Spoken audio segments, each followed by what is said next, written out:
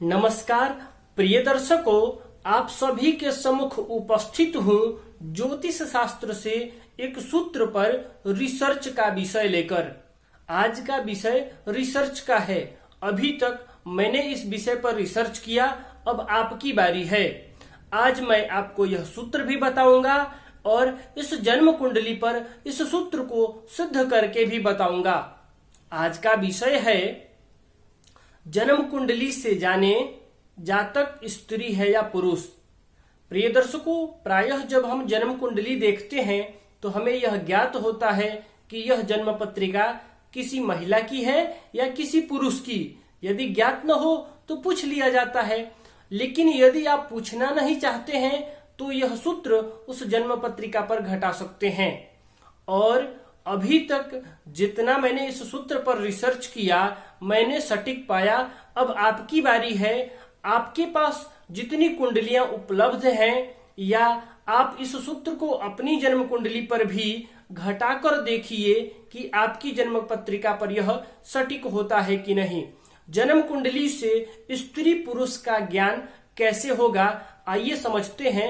पहले इस सूत्र को, फिर समझेंगे इस जन्म कुंडली पर। प्रिय दर्शकों, मैं बता दूं कि यह जन्म पत्रिका एक पुरुष की है। अब आइए समझते हैं सूत्र। प्रिय दर्शकों, सबसे पहले हमें देखना है कि जन्म पत्रिका का लग्न क्या है, यानी मेष से लेकर मीन पर्यंत कौन सा लग्न है जन्म पत्रिका का। लग्न भाव में जो भी राशि अंक हो उसको नोट कर लेना है। फिर जन्म कुंडली में देखना है कि सूर्य देव किस राशि पर बैठे हैं। जिस राशि पर बैठे हो उस राशि का अंक भी नोट कर लेना है।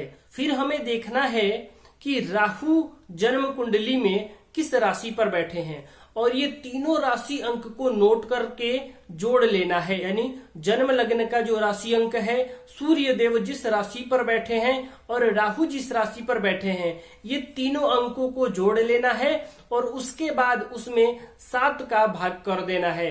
7 से भाग करने के बाद यदि शेष विषम संख्या प्राप्त होता है, यानी 0, 1, 3, 5 प्राप्त होता है, तो समझ लेना चाहिए कि यह जन्म पत्रिका किसी पुरुष की है। और यदि 7 से भाग करने के बाद शेष सम संख्या प्राप्त हो, यानी 2, 4, 6 यह प्राप्त हो, तो समझ लेना चाहिए यह जन्म पत्रिका किसी महिला का है। प्रिय दर्शकों, आपको यह सूत्र ध्यान रखना है। एक बार पुनः दोहरा देता हूं कि सबसे पहले जन्म कुंडली का लग्न ज्ञात कर लेना है। लग्न में कौन सी राशि है, फिर सूर्य देव किस राशि पर है और राहु किस राशि पर है, ये तीनों राशि अंकों को जोड़ लेना है और 7 से भाग कर देना है। भाग करने के बाद यदि शेष विषम संख्या 0, 1, 3, 5 प्राप्त हो तो पुरुष की जन्म पत्रिका होगी, और यदि सम संख्या प्राप्त हो 2, 4, 6 प्राप्त हो तो वह स्त्री की जन्म कुंडली होगी। प्रिय दर्शकों, आइए समझते हैं इस जन्म कुंडली पर। तो आप देख पा रहे होंगे इस जन्म कुंडली का लग्न है मीन, क्योंकि लग्न भाव में मीन राशि उपस्थित है।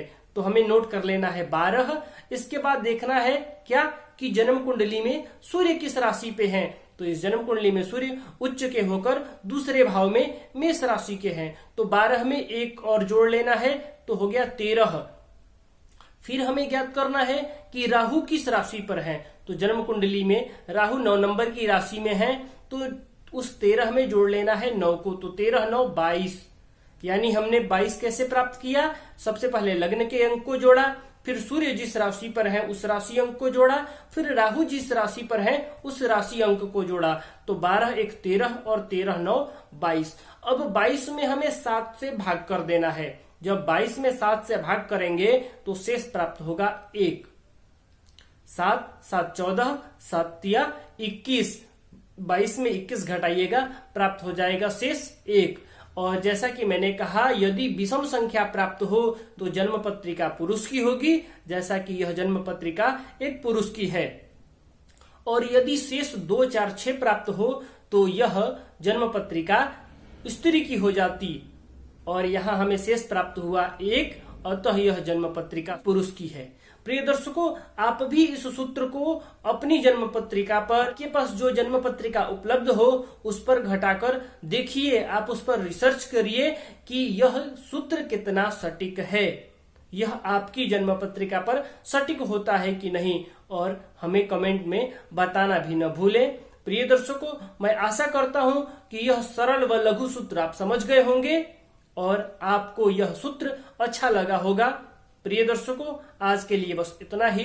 तब तक के लिए अनुमति दें। नमस्कार।